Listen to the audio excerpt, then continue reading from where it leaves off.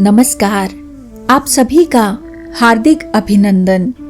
आइए पद्म पुराण के पाताल खंड के अगले अध्याय का पाठन आरंभ करते हैं।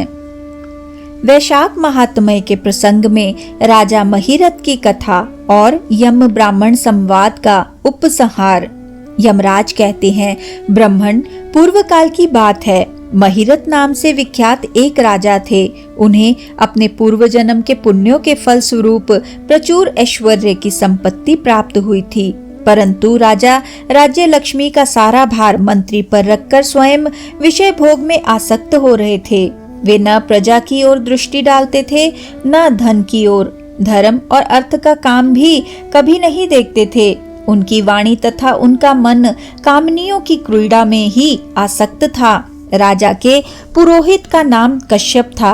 जब राजा को विषयों में रमते हुए बहुत दिन व्यतीत हो गए, तब पुरोहित ने मन में विचार किया, जो गुरु मोहवश राजा को अधर्म से नहीं रोकता, वह भी उसके पाप का भागी होता है। यदि समझाने पर भी राजा अपने पुरोहित के वचनों की अवहेलना करता है, तो पुरोहित निर्दोष हो जाता है।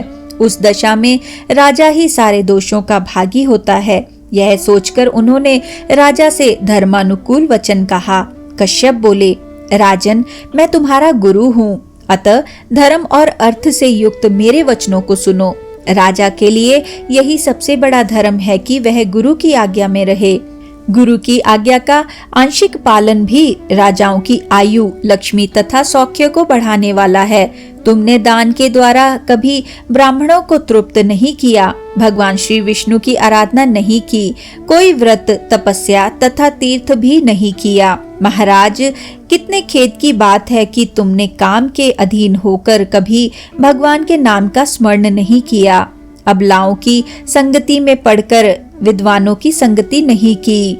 जिनका मन स्त्रियों ने हर लिया, उसे अपनी विद्या, तपस्या, त्याग, नीति तथा विवेकशील चित्त से क्या लाभ हुआ। एकमात्र धर्म ही सबसे महान और श्रेष्ठ है, जो मृत्यु के बाद भी साथ जाता है। शरीर के उपभोग में आने वाली अन्य जितनी वस्तुएं हैं, वे सब यही नष्ट हो जाती हैं।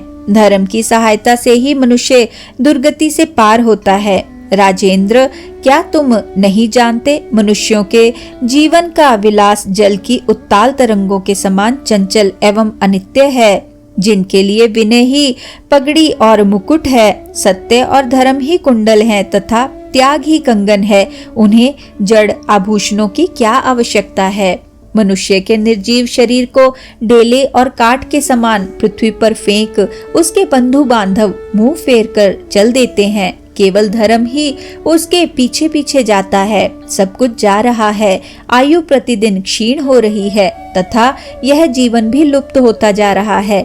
ऐसी अवस्था में भी तुम उठकर भागते क्यों नहीं? स्त्री, पुत्र आदि कुटुंब, शरीर तथा द्रव्य संग्रह हैं, ये सब पराये हैं, अनित्य हैं, किंतु पुण्य और पाप अपने हैं। जब एक दिन सब कुछ छोड़कर तुम्हें विवशता पूर्वक जाना ही है, तो तुम अनर्थ में फंसकर अपने धर्म का अनुष्ठान क्यों नहीं करते?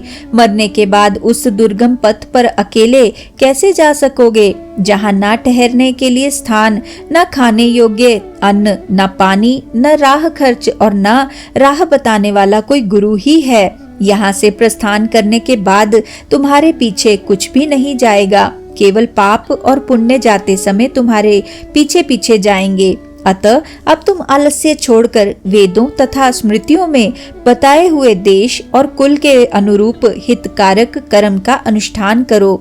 धर्म मूलक सदाचार का सेवन करो। अर्थ और काम भी यदि धर्म से रहित हो तो उनका परित्याग कर देना चाहिए।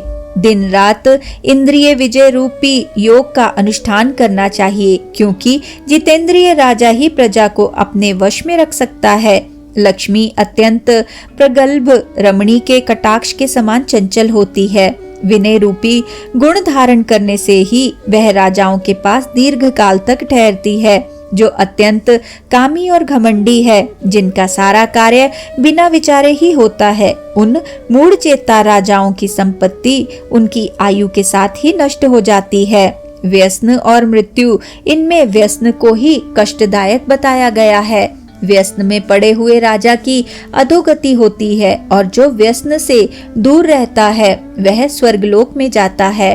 व्यसन और दुख विशेषतः काम से ही उत्पन्न होते हैं, अतः काम का परित्याग करो। पापों में फंस जाने पर वैभव एवं भोग स्थिर नहीं रहते, वे शीघ्र ही नष्ट हो जाते हैं। चलते, रुकते, जागते और सोते समय भी जिसका चित्त विचार में संलग्न नहीं रहता वह जीते जी भी मरे हुए के ही तुल्य हैं। विद्वान पुरुष विषय चिंता छोड़कर समतापूर्ण, स्थिर एवं व्यवहारिक युक्ति से परमार्थ का साधन करते हैं। जीव का चित्त बालक की भांति चपल होता है, अतः उससे बलपूर्वक काम लेना चाहिए। राजन, धर्म के तत्वदर्शी वृद्ध पुरुषों की बुद्धि का सहारा ले पराबुद्धि के द्वारा अपने कुपथगामी चित्त को वश में करना चाहिए। लौकिक धर्म, मित्र, भाई बंधु, हाथ पैर का चलाना, देशांतर में जाना, शरीर से कलेश उठाना तथा तीर्थ के लिए यत्न करना आदि कोई भी परम पद की प्राप्ति में सहायता नहीं कर सकते। केवल परमात्मा में मन लगाकर उनका नाम जप करने से ही उस पद की प्राप्ति होती है। इसलिए राजन, विद्वान पुरुषों को उचित है कि वह विषयों में प्रवृत्त हुए चित्त को रोकने के लिए यत्न करे। यत्न से वह अवश्य ही वश में हो जाता है। यदि मनुष्य मोह में पड़ जाए, स्वयं विचार करने में असमर्थ हो जाए, तो उसे विद्वान सुहृदों के पास जाकर प्रश्न करना चाहिए। वे पूछने पर यथोचित कर्तव्य का उपदेश देते हैं। कल्याण की इच्छा रखने वाले को हर एक उपाय से काम और क्रोध का निग्रह करना चाहिए, क्योंकि वे दोनों कल्याण का विघात करने के लिए उद्यत रहते हैं। राजन, काम बड़ा बलवान है, वह शरीर के भीतर रहने वाला महान शत्रु है। श्रेय की अभिलाषा रखने वाला पुरुष को उसके अधीन नहीं होना चाहिए। अतः विधि पूर्वक पालन किया हुआ धर्म ही सबसे श्रेष्ठ है। इसलिए तुम धैर्य धारण करके धर्म का ही आचरण करो। यह श्वास बड़ा चंचल है, जीवन उसी के अधीन है। ऐसी स्थिति में भी कौन मनुष्य धर्म के आचरण में विलंब करेगा। राजन, जो वृद्धावस्था को प्राप्त हो चुका है उसका चित्त भी इन निषिद्ध विषयों की ओर से नहीं हटता। हाय, यह कितने शोक की बात है। पृथ्वीनाथ, इस काम के मोह में पड़कर तुम्हारी सारी उम्र व्यर्थ बीत गई। अब भी तो अपने हित साधन में लगो। राजन, तुम्हारे लिए सर्वोत्तम हित की बात कहता हूँ, क्योंकि मैं तुम्हारा पुरोहित और तुम्हारे भले बुरे कर्मों का भागी हूँ। मुनीश्वरों ने ब्रह्म हत्या, सुरापान, चोरी, गुरु पत्नी गमन आदि महापातक बताए हैं। उनमें से मनुष्यों द्वारा मन, वाणी और शरीर से भी किए हुए जो पाप हैं उन्हें वैशाख मास नष्ट कर देता है। जैसे सूर्य अंधकार का नाश करता है, उसी प्रकार वैशाख मास पाप रूपी महान अंधकार को सर्वथा नष्ट कर डालता है। इसलिए तुम विधि पूर्वक वैशाख व्रत का पालन करो। राजन, मनुष्य वैशाख मास की विधि के अनुष्ठान द्वारा होने वाले पुण्य के प्रभाव से जन्म भर के लिए हुए घोर पापों का परित्याग करके परम धाम को प्राप्त होता है। इसलिए महाराज, तुम भी इस वैशाख मास में प्रातः स्नान करके विधि पूर्वक भगवान मधुसूदन की पूजा करो। जिस प्रकार कूटने छाटने की क्रिया से चावल की भूसी छूट जाती है, मांजने से तांबे की कालिख मिट जाती है, उसी प्रकार शुभ कर्म का अनुष्ठान करने से पुरुष के अंतकरण का मल धुल जाता है। राजा ने कहा, सौम्य स्वभाव वाले गुरुदेव, आपने मुझे वह अमृत पिलाया जिसका अविभार्व समुद्र से नहीं हुआ है। आपका वचन संसार रूपी रोग का निवारण तथा दुर्व्यसनों से मुक्त करने वाला द्रव्य भिन्न औषध है। आपने कृपा करके मुझे आज इस औषध का पान कराया है। विप्रवर, सत्पुरुषों का समागम मनुष्यों को हर्ष प्रदान करने वाली, उनके पाप को दूर भगाने वाली तथा जरा मृत्यु का अपहरण करने वाली संजीवनी बूटी है। इस पृथ्वी पर जो जो मनोरथ दुर्लभ माने गए हैं वे सब यहाँ साधु पुरुषों के संग से प्राप्त हो जाते हैं। जो पापों का अपहरण करने वाली सत्संग की गंगा में स्नान कर चुका है, उसे दान, तीर्थ सेवन, तपस्या तथा यज्ञ करने की क्या आवश्यकता है।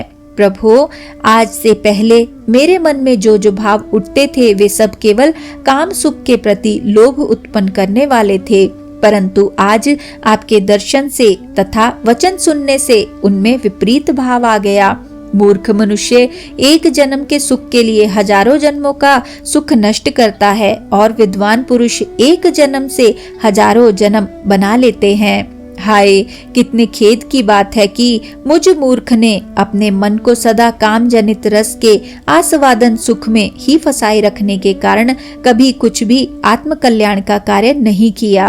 अहो, मेरा मन का कैसा मोह है जिससे मैंने स्त्रियों के फेर में पड़कर अपने आत्मा को घोर विपत्ति में डाल दिया, जिसका भविष्य अत्यंत दुखमय है तथा जिससे पार पाना बहुत कठिन है। भगवान, आपने स्वतः संतुष्ट होकर अपनी वाणी से आज मुझे मेरी स्थिति का बोध करा दिया। अब उपदेश देकर मेरा उद्धार कीजिए। पूर्व जन्म में मैंने कोई पुण्य किया था जिससे आपने मुझे बोध कराया है। विशेषतः आपके चरणों की धूलि से आज मैं पवित्र हो गया। वक्ताओं में श्रेष्ठ, अब आप मुझे वैशाख मास की विधि बताइए। कश्यप जी बोले, राजन, बुद्धिमान पुरुष को चाहिए कि वह बिना पूछे अथवा अन्याय पूर्वक पूछने पर किसी को उपदेश ना दे। लोक में जानते हुए भी जड़वत अनजान की भांति आचरण करे, परंतु विद्वानों, शिष्यों, पुत्रों तथा श्रद्धालु पुरुषों को उसके हित की बात कृपा पूर्वक बिना पूछे ही बतानी चाहिए। राजन, इस समय तुम्हारा मन धर्म में स्थित हुआ है, अतः तुम्हें वैशाख स्नान के उत्तम व्रत का पालन कराऊंगा। तदनंतर पुरोहित कश्यप ने राजा महिरथ से वैशाख मास में स्नान, दान और पूजन कराया। शास्त्र में वैशाख स्नान की जैसी विधि उन्होंने देखी थी उसका पूरा पूरा पालन कराया। राजा महिरथ ने भी गुरु की प्रेरणा से उस समय विधि पूर्वक सब नियमों का पालन किया तथा माधव मास का जो जो विधान उन्होंने बताया वह सब आदर पूर्वक सुना।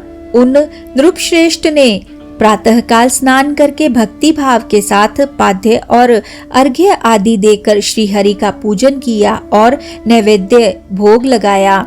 यमराज कहते हैं, ब्राह्मण, तत्पश्चात राजा के ऊपर काल की दृष्टि पड़ी। अधिक मात्रा में रति का सेवन करने से उन्हें क्षय का रोग हो गया, जिससे उनका शरीर अत्यंत दुर्बल हो गया। अंततोगत्वा उनकी मृत्यु हो गई। उस समय मेरे तथा भगवान विष्णु के दूत भी उन्हें लेने पहुँचे। विष्णु दूतों ने ये राजा धर्मात्मा है यूं कहकर मेरे सेवकों को डांटा और स्वयं राजा को विमान पर बिठाकर वे वैकुंठ धाम को ले गए। वैशाख मास में प्रातःकाल स्नान करने से राजा का पातक नष्ट हो चुका था। भगवान विष्णु के दूत अत्यंत चतुर होते हैं। वे भगवान की आज्ञा के अनुसार राजा महिरथ को नरक मार्ग के निकट से ले चले। जाते जाते राजा ने नरक में पकाए जाने के कारण घोर चित्कार करने वाले नारकीय जीवों का आर्तनाद सुना। कड़ाह में डालकर औटाए जाने वाले पापियों का क्रंदन बड़ा भयंकर था। सुनकर राजा को बड़ा विस्मय हुआ।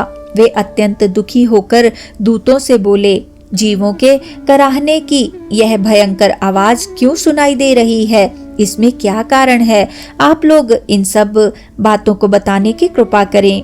विष्णु दूत बोले, जिन प्राणियों ने धर्म की मर्यादा का परित्याग किया है, जो पापाचारी एवं पुण्यहीन हैं, वे तामिस्त्र आदि भयंकर नरकों में डाले गए हैं। पापी मनुष्य प्राण त्याग के पश्चात यमलोक के मार्ग में आकर भयानक दुख भोगते हैं। यमराज के भयंकर दूत उन्हें इधर उधर घसीटते हैं और वे अंधकार में गिर पड़ते हैं। उन्हें आग में जलाया जाता है, उनके शरीर में कांटे चुभाए जाते हैं, उनको आरी से चीरा जाता है तथा वे भूख प्यास से पीड़ित रहते हैं। पीप और रक्त की दुर्गंध के कारण उन्हें बार बार मूर्छा आ जाती है। कहीं वे खौलते हुए तेल में औटाए जाते हैं, कहीं उन पर मूसलों की मार पड़ती है और कहीं तपाए हुए लोहे की शिलाओं पर डालकर उन्हें पकाया जाता है।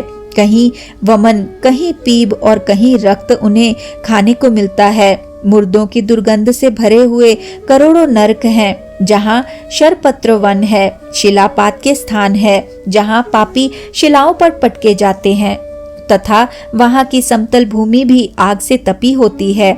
इसके सिवा गरम लोहे के खौलते हुए तेल के, मैदा के, तपे हुए स्तंभ के तथा कूट शालमली नाम के भी नरक हैं। छुरे, कांटे, कील और उग्र ज्वाला के कारण क्षोभ एवं भय उत्पन्न करने वाले बहुत से नरक हैं। कहीं तपी हुई वैतरणी नदी है, कहीं पीप से भरे हुए अनेकों कुंड हैं। इन सब में पृथक पृथक पापियों को डाला जाता है। कुछ नरक ऐसे हैं जो जंगल के रूप में हैं। वहाँ के पत्ते तलवार की धार के समान तीखे हैं, इसी से उन्हें 80 पत्र वन कहते हैं। वहाँ प्रवेश करते ही नर नारियों के शरीर कटने और छिलने लगते हैं। कितने ही नरक घोर अंधकार तथा आग की लपटों के कारण अत्यंत दारुण प्रतीत होते हैं। इनमें बार बार यातना भोगने के कारण पापी जीव नाना प्रकार के स्वरों में रोते और विलाप करते हैं। राजन, इस प्रकार ये शास्त्र विरुद्ध कर्म करने वाले पापी जीव कराहते हुए नरक यातना का कष्ट भोग रहे हैं। उन्हीं का यह क्रंदन हो रहा है। सभी प्राणियों को अपने पूर्वकृत कर्मों को भोगना पड़ता है। पराई स्त्रियों का संग प्रसन्नता के लिए किया जाता है, किंतु वास्तव में वह दुख ही देने वाला होता है। 2 घड़ी तक किया हुआ विषय सुख का आस्वादन अनेक कल्पों तक दुख देने वाला होता है। राजेंद्र, तुमने वैशाख मास में प्रातःकाल स्नान किया है। उसकी विधि का पालन करने से तुम्हारा शरीर पावन बन गया है। उससे छूकर बहने वाली वायु का स्पर्श पाकर ये क्षण भर के लिए सुखी हो गए हैं। तुम्हारे तेज से इन्हें बड़ी तृप्ति मिल रही है। इसी से अब ये नरकवर्ती जीव कराहना छोड़कर चुप हो गए हैं। पुण्यवानों का नाम भी यदि सुना या उच्चारण किया जाए तो वह सुख का साधक होता है तथा उसे छूकर चलने वाली वायु भी शरीर में लगने पर बड़ा दुख देती है। यमराज कहते हैं, करुणा के सागर राजा महीरथ अद्भुत कर्म करने वाले भगवान श्री विष्णु के दूतों की उपयुक्त बात सुनकर द्रवित हो उठे। निश्चय ही साधु पुरुषों का हृदय मक्खन के समान होता है। जैसे नवनीत आग की आंच पाकर पिघल जाता है, उसी प्रकार साधु पुरुषों का हृदय भी दूसरों के संताप से संतप्त होकर द्रवित हो उठता है। उस समय राजा ने दूतों से कहा। राजा बोले, इन्हें देखकर मुझे बड़ी व्यथा हो रही है। मैं इन व्यथित प्राणियों को छोड़कर जाना नहीं चाहता। मेरी समझ में सबसे बड़ा पापी वही है जो समर्थ होते हुए भी वेदनाग्रस्त जीवों का शोक दूर ना कर सके। यदि मेरे शरीर को छूकर बहने वाली वायु के स्पर्श से ये जीव सुखी हुए हैं तो आप लोग मुझे उसी स्थान पर ले चलिए, क्योंकि जो चंदन वृक्ष की भांति दूसरों के ताप दूर करके उन्हें आह्लादित करते हैं तथा जो परोपकार के लिए स्वयं कष्ट उठाते हैं, वे ही पुण्यात्मा है। संसार में वे ही संत हैं जो दूसरों के दुखों का नाश करते हैं तथा पीड़ित जीवों की पीड़ा दूर करने के लिए जिन्होंने अपने प्राणों को तिनके के समान निछावर कर दिया है। जो मनुष्य सदा दूसरों की भलाई के लिए उद्यत रहते हैं, उन्होंने ही इस पृथ्वी को धारण कर रखा है। जहाँ सदा अपने मन को ही सुख मिलता है, वह स्वर्ग भी नरक के ही समान है। अतः साधु पुरुष सदा दूसरों के सुख से ही सुखी होते हैं। यहाँ नरक में गिरना अच्छा, प्राणों से वियोग हो जाना भी अच्छा, किंतु पीड़ित जीवों को पीड़ा दूर किए बिना एक क्षण भी सुख भोगना अच्छा नहीं है। दूत बोले, राजन, पापी पुरुष अपने कर्मों का ही फल भोगते हुए भयंकर नरक में पकाए जाते हैं। जिन्होंने दान, होम अथवा पुण्य तीर्थ में स्नान नहीं किया है, मनुष्यों का उपकार तथा कोई उत्तम पुण्य नहीं किया है, यज्ञ, तपस्या और प्रसन्नता पूर्वक भगवान नामों का जप नहीं किया है, वे ही परलोक में आने पर घोर नरकों में पकाए जाते हैं। जिनका शील स्वभाव दूषित है, जो दुराचारी व्यवहार में निंदित, दूसरों की बुराई करने वाले एवं पापी हैं, वे ही नरक में पड़ते हैं। जो पापी अपने मर्म भेदी वचनों से दूसरों का हृदय विदीर्ण कर डालते हैं तथा जो पराई स्त्रियों के साथ विहार करते हैं, वे नरक में पकाए जाते हैं। महाभाग भूपाल, आओ अब भगवान के धाम को चलें। तुम पुण्यवान हो, अतः अब तुम्हारा यहाँ ठहरना उचित नहीं है। राजा ने कहा, विष्णु दूतगण, यदि मैं पुण्यात्मा हूँ तो इस महाभयंकर यातना मार्ग में कैसे लाया गया? मैंने कौन सा पाप किया है तथा किस पुण्य के प्रभाव से मैं विष्णु धाम को जाऊंगा? आप लोग मेरे इस संशय का निवारण करें। दूत बोले, राजन, तुम्हारा मन काम के अधीन हो रहा था, इसलिए तुमने कोई पुण्य यज्ञानुष्ठान अथवा यज्ञावशिष्ट अन्न का भोजन नहीं किया, इसलिए तुम्हें इस मार्ग से लाया गया है। किंतु लगातार 3 वर्षों तक तुमने अपने गुरु की प्रेरणा से वैशाख मास में विधि पूर्वक प्रातः स्नान किया है तथा महापापों और अति पापों की राशि का विनाश करने वाले भक्त वत्सल विश्वेश्वर भगवान मधुसूदन की भक्ति पूर्वक पूजा की है। यह सब पुण्यों का सार है। केवल इस एक ही पुण्य से तुम देवताओं द्वारा पूजित होकर श्री विष्णु धाम को ले जाए जा रहे हो। नरेश्वर, जैसे एक ही चिंगारी पड़ जाने से तिनकों की राशि भस्म हो जाती है, उसी प्रकार वैशाख में प्रातः स्नान करने से पाप राशि का विनाश हो जाता है। जो वैशाख में शास्त्रोक्त नियमों से युक्त होकर स्नान करता है, वह हरि भक्त पुरुष अति पापों के समूह से छुटकारा पाकर विष्णु पद को प्राप्त होता है। यमराज कहते हैं, ब्रह्मन, तब दया सागर राजा ने उन जीवों के शोक से पीड़ित हो भगवान श्री विष्णु के दूतों से विनय पूर्वक कहा, साधु पुरुष प्राप्त हुए ऐश्वर्य का, गुणों का तथा पुण्य का यही फल मानते हैं कि इनके द्वारा कष्ट में पड़े हुए जीवों की रक्षा की जाए। यदि मेरा कुछ पुण्य है तो उसी के प्रभाव से ये नरक में पड़े हुए जीव निष्पाप होकर स्वर्ग को चले जाएं और मैं इनकी जगह नरक में निवास करूंगा। राजा के ऐसे वचन सुनकर श्री विष्णु के मनोहर दूत उनके सत्य और उदारता पर विचार करते हुए इस प्रकार बोले, राजन, इस दया रूप धर्म के अनुष्ठान से तुम्हारे संचित धर्म की विशेष वृद्धि हुई है। तुमने वैशाख मास में जो स्नान, दान, जप, होम, तप तथा देव पूजन आदि कर्म किए हैं, वे अक्षय फल देने वाले हो गए हैं। जो वैशाख मास में स्नान दान करके भगवान का पूजन करता है, वह सब कामनाओं को प्राप्त होकर श्री विष्णु धाम को जाता है। एक और तप, दान और यज्ञ आदि की शुभ क्रियाएं और एक और विधि पूर्वक आचरण में लाया हुआ वैशाख मास का व्रत हो तो यह वैशाख मास ही महान है।